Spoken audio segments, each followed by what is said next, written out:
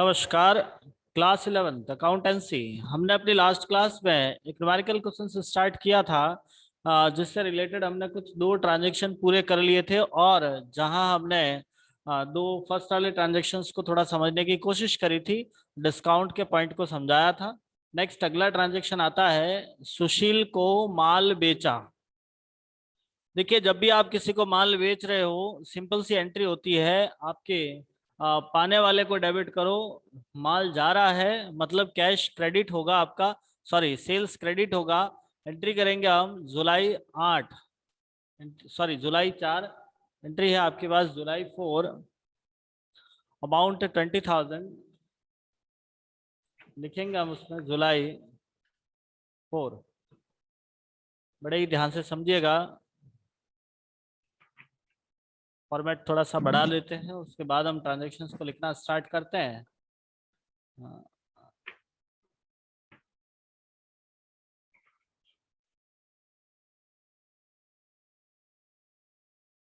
जुलाई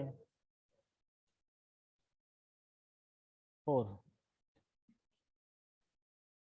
सुशील account debit. Entry हो गई हमारी, Sushil account debit to sales account. Sushil account debit to sales. Sushil debit क्यों हुआ? क्योंकि आपका माल जा रहा है, सॉरी सुशील पाने वाला है और अपने यहाँ से माल जा रहा है, इसलिए आपको सुशील को डेबिट करना है, माल सेल्स को क्रेडिट करना है। नरेशन में लिखेंगे हम being goods sold to Sushil. Simple entry थी, ज्यादा कोई इसमें कॉन्सेप्ट था नहीं, नॉर्मल एंट्री है। जिसमें नया कॉन्सेप्ट होगा उसको हम डीपली समझेंगे। बाकी जो सिंपल एंट्री है उसको आप पहले से जानते हो, उसी के बेस पे हम उसको सॉल्व करने की कोशिश करेंगे। नेक्स्ट अगला ट्रांजेक्शन है, बैंक से निजी प्रयोग हेतु 2,000 रुपए तथा कार्यालय उपयोग हेतु 3,000 रुपए निकाला। देखिए, हम जानते हैं कि आप जब भी बैंक से कुछ पैसा निकालते हो, बैंक से निकालते हैं, बैंक अकाउंट क्रेडिट होता है, चाहे वो आपने पर्सनल यूज के लिए निकाला हो या ऑफिस यूज के लिए निकाला है। बस कॉन्सेप्ट यही कहता है कि जब हम पर्सनल यूज के लिए निकालते हैं, जैसे ही हम पर्सनल यूज के लिए निकालेंगे उस टाइम पर्सनल के लिए आपने जैसे ही पर्सनल यूज के लिए निकाला है उस टाइम हमारे लिए एक अकाउंट इफेक्ट होगा ड्राइंग, और बिजनेस पर्पज के लिए निकालोगे तब हम उस पर डायरेक्टली कैश एंट्री करेंगे। तो हमारी डेट आ रही है 5 जुलाई को। आप एंट्री करोगे जुलाई 5 ड्राइंग अकाउंट डेबिट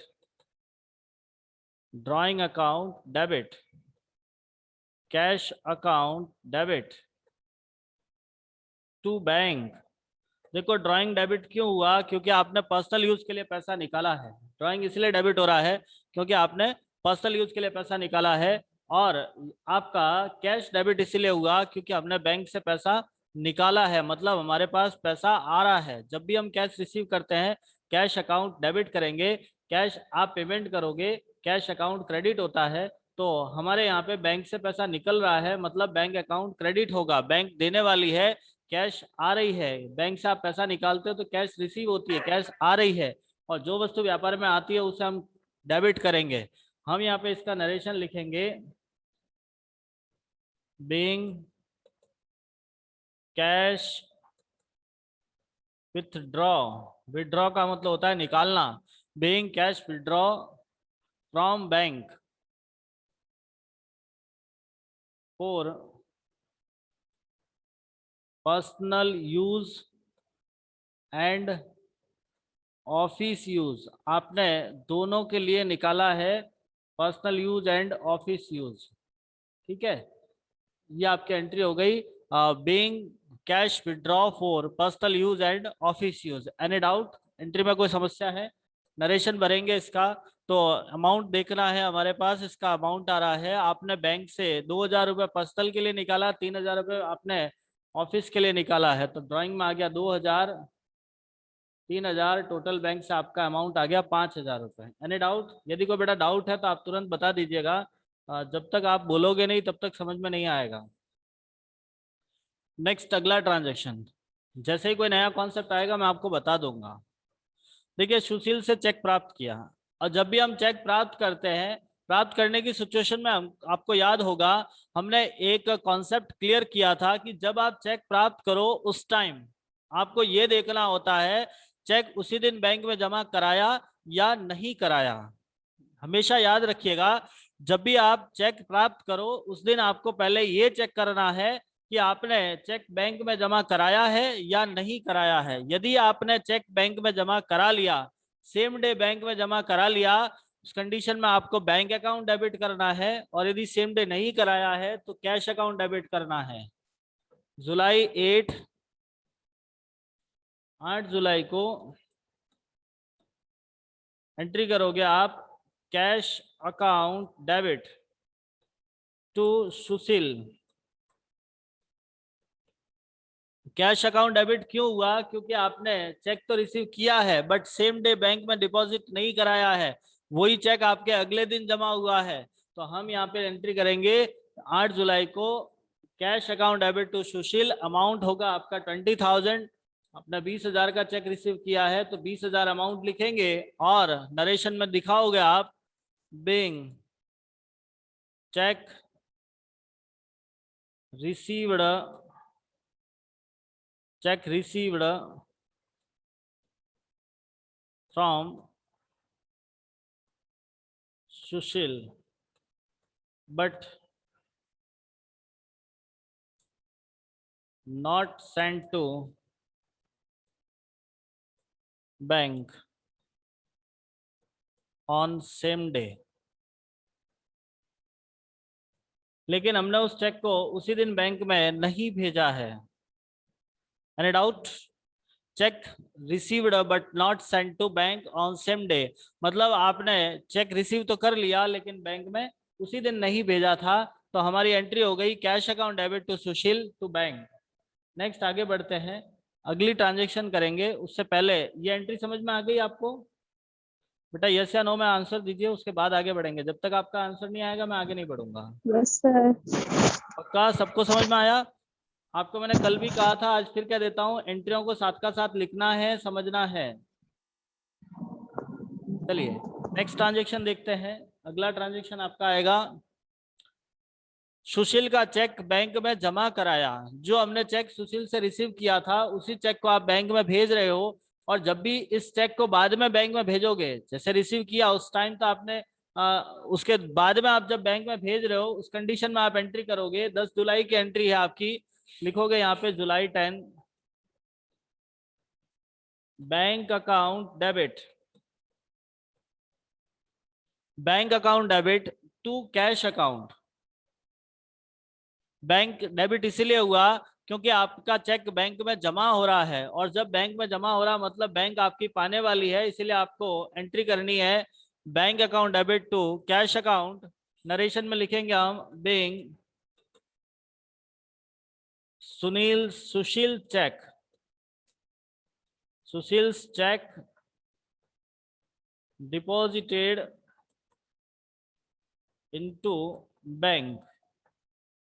हमने सुशील का चेक बैंक में जमा कराया, ठीक है।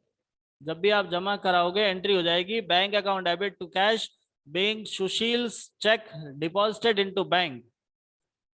अगला ट्रांजैक्शन है व्यापार के लिए घोड़ा खरीदा। इसका एक कॉन्सेप्ट है, थोड़ा सा कॉन्सेप्ट क्लियर कीजिएगा। जब भी व्यापार के लिए सजीव वस्तु खरीदी जाए, देखो सजीव यानी मवेशियां, कोई ऐसा पशुधन खरीदा है, चाहे कोई सा भी पशुधन खरीदा हो। आप जब बिजनेस के लिए पशुधन खरीदते हैं तो उस टाइम हम लिखते हैं लाइव स्टॉक। किसी के लिए भी, चाहे आप घोड़ा खरीदो, गधा खरीदो, भैंस खरीदो, गाय खरीदो, कोई भी खरीद रहे हो, यदि आपने कोई पशुधन खरीदा है, यदि आपने कोई पशुधन खरीदा है तो उसके लिए हमको एक अकाउंट डेबिट करना होता है लाइव स्टॉक। कौन सा अकाउंट डेबिट करोगे? कौन सा अकाउंट डेबिट करोगे? Live stock account.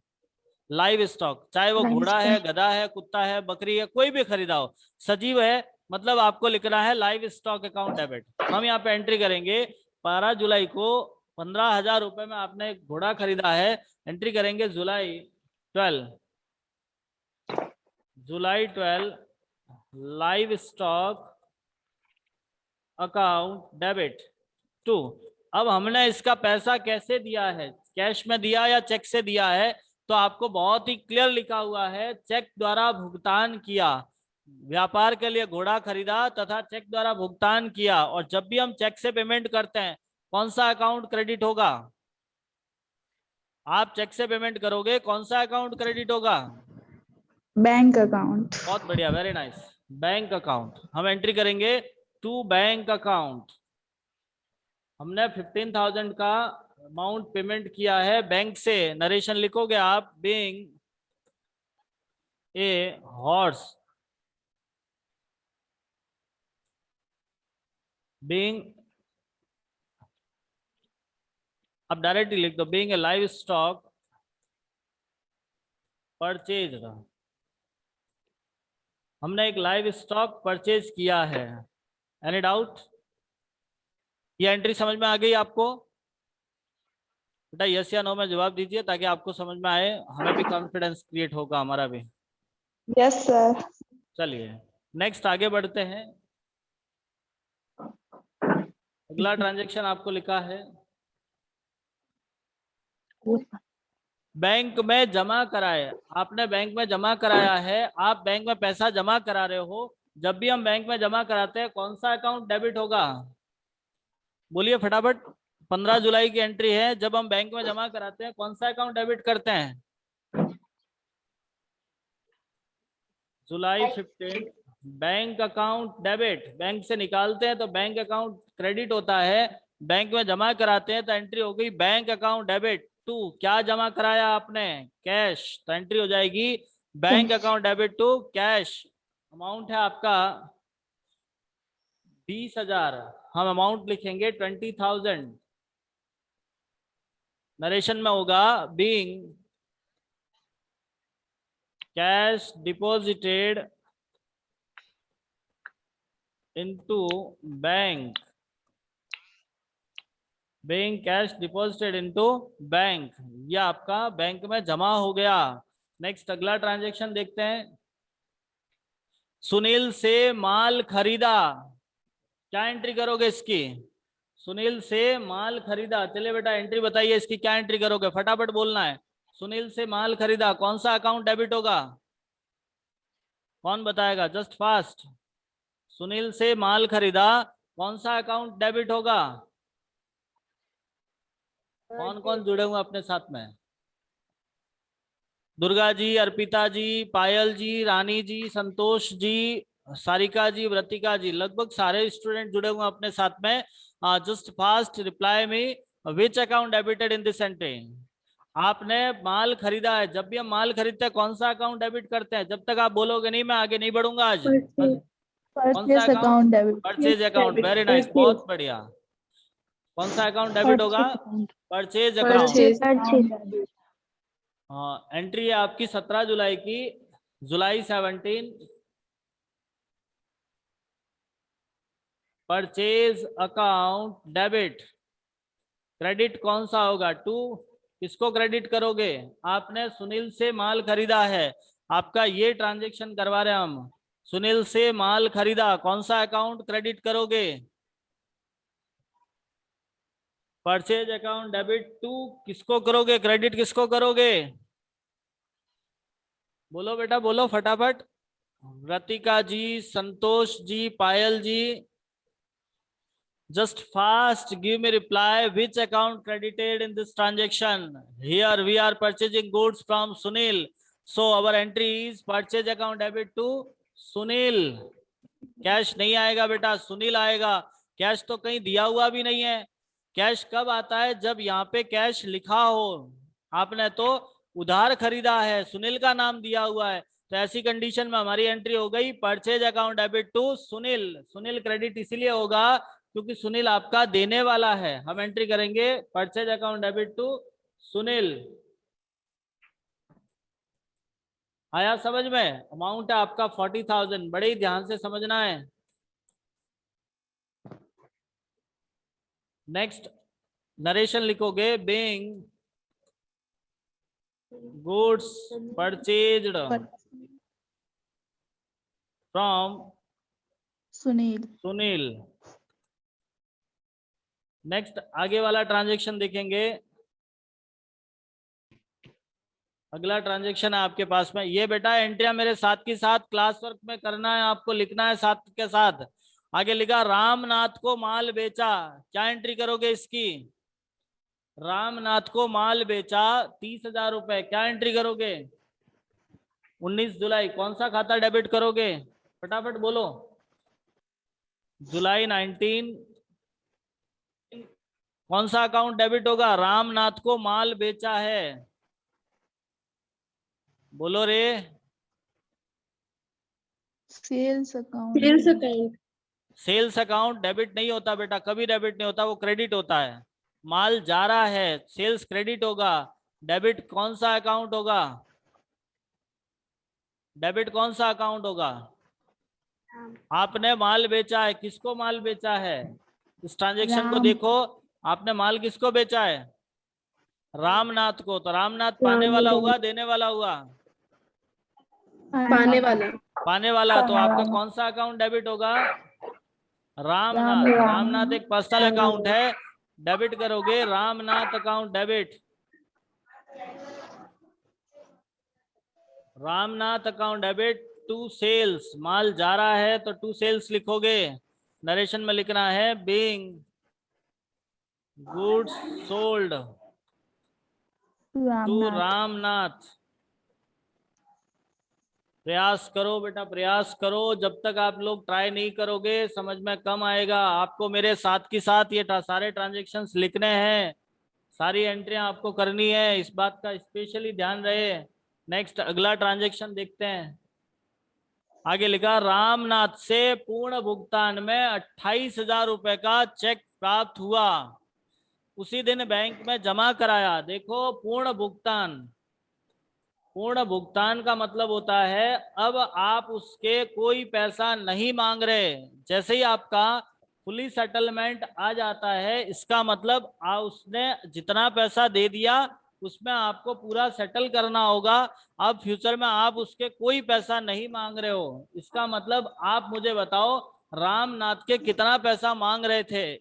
जहां आपने रामनाथ को माल बेचा था, कितना माल बेचा था?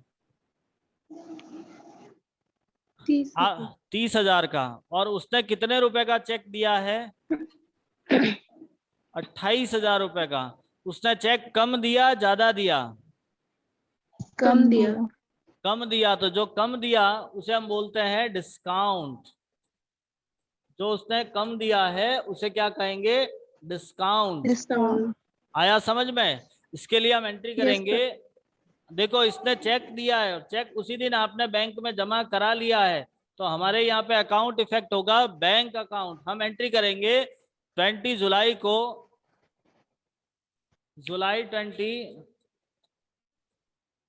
Bank account debit. Bank debit क्यों हुआ? क्योंकि उसने हमको चेक दिया था और उस चेक को हमने सेम डे बैंक में जमा करा लिया। लिखा ना आपको कि 28,000 का चेक प्राप्त हुआ जिसे उसी दिन बैंक में जमा करा लिया। आपने सेम डे बैंक में जमा करा लिया है, इसीलिए आपको बैंक अकाउंट डेबिट करना है। हम एंट्री करेंगे bank account debit, discount account debit, क्योंकि डिस्काउंट हमारा लॉस है, टू रामनाथ। देखो हमें चेक मिला है 28,000 का, 2,000 का हमें लॉस हो गया और पूरा पैसा था रामनाथ का 30,000।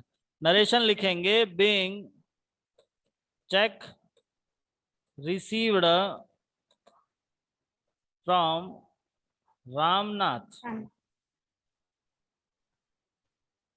As fully settlement, fully settlement and sent to bank on same day। आपने उस चेक को बैंक में उसी दिन भेज दिया, इसलिए हमने बैंक अकाउंट डेबिट कर दिया है। Any doubt? ये नरेशन समझ में आ गया, एंट्री समझ में आ गई? तो अब इसको आप अपने कॉपी में फटाफट लिख दीजिएगा, मेरे साथ का साथ लिखना है, इस बात का ध्यान रहे। आपको भी लिखते रहना है मेरे साथ का साथ। अगला ट्रांजैक्शन करेंगे, अगला ट्रांजैक्शन समझते हैं, इसको बंद करके नेक्स्ट ट्रांजैक्शन देखेंगे। अगला ट्रांजैक्शन आता है 40,000 रुपए की मशीन खरीदी, लगाने हेतु 3,000 रुपए मजदूरी और इससे लगाने में 2,000 रुपए माल भी व्यवसाय से प्रयुक्त हुआ है। देखो मैंने आपको 1-2 दिन पहले ये समझाया था कि जब भी आप कोई असेट खरीदते हो, कोई संपत्ति खरीदते हो, तो उसको स्थापित करने से पहले उस पर किया जाने वाला सारा खर्चा, किसी भी संपत्ति को खरीदने के बाद उसकी स्थापना से पहले, उसको स्थापना से पहले सारा खर्चा आपके संपत्ति के नाम पे लिखा जाएगा। मतलब जितना भी एक्सपेंसेज हो रहा है वो सारा का सारा आपका असेट के नाम पे लिखा जाएगा। और यहाँ हम एक मशीन खरीद रहे हैं, जब एक मशीन खरीदी जा रही है और उसके ऊपर जितना खर्च कर रहे हैं सारा का सारा मशीन के नाम पे लिखा जाएगा। एंट्री करेंगे 23 जुलाई को, एंट्री हो गई हमारी 23 जुलाई। Machine account debit, account debit to cash, और साथ में कुछ माल भी खर्च हुआ है। मशीन को लगाने में आपका कुछ माल भी खर्च हुआ है। सवाल में लिखा ना आपको कि 40,000 की नकद मशीन खरीदी, इसे लगाने हेतु 3,000 की मजदूरी दी, ये तो आखिर कैश में दी है, बट 2,000 रुपए का माल भी खर्च हुआ है। तो आप देखोगे आपके यहाँ से कैश टोटल 43,000 गई है। 43 कहाँ से आए? तो 40,000 की आपकी मशीन थी, 3,000 रुपए आपने मजदूरी चुकाई है, साथ में आपके 2,000 का माल भी गया है, तो आपकी मशीन टोटल आपके घर में आई है 45,000 रुपए में। Any doubt? लिखोगे आप being machinery purchased and being machinery purchased, और इसमें आपने साथ में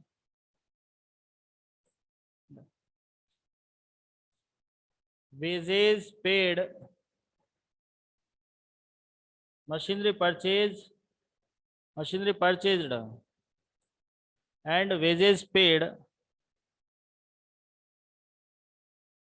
and use goods for installation। आपने माल को यूज किया है इंस्टॉल करने के लिए, ठीक है, संपत्ति को इंस्टॉल करने के लिए माल का उपयोग किया है। और कोई डाउट है तो पूछ लीजिएगा, एंट्री नहीं समझ में आए तो। समझ में आ गई एंट्री? नेक्स्ट आगे बढ़ते हैं। अगला ट्रांजैक्शन, ट्रांजैक्शन में डाउट आता है तो पूछना आपकी जिम्मेदारी है, मैं पहले ही कह देता हूं।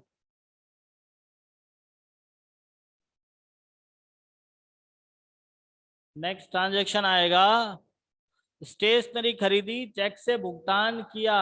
स्टेशनरी खरीद रहे हो मतलब आपका खर्चा है। कौन सी डेट को किया आपने? 24 जुलाई को 1,000 रुपए का खर्च किया है। आप एंट्री करोगे जुलाई 24,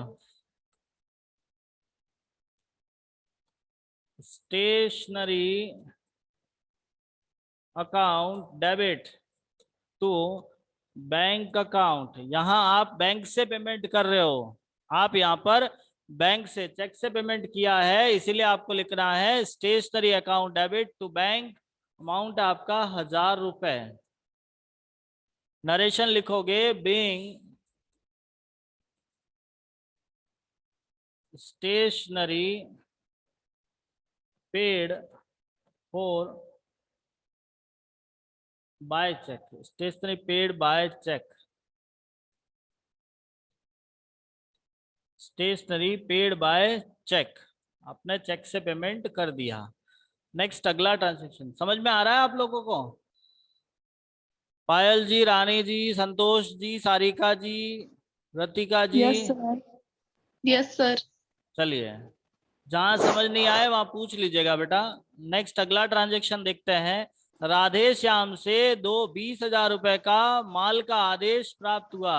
याद रखिएगा, एक कॉन्सेप्ट बता देता हूं, जब भी आपको आदेश प्राप्त होता है तो उसकी कोई एंट्री नहीं होती है।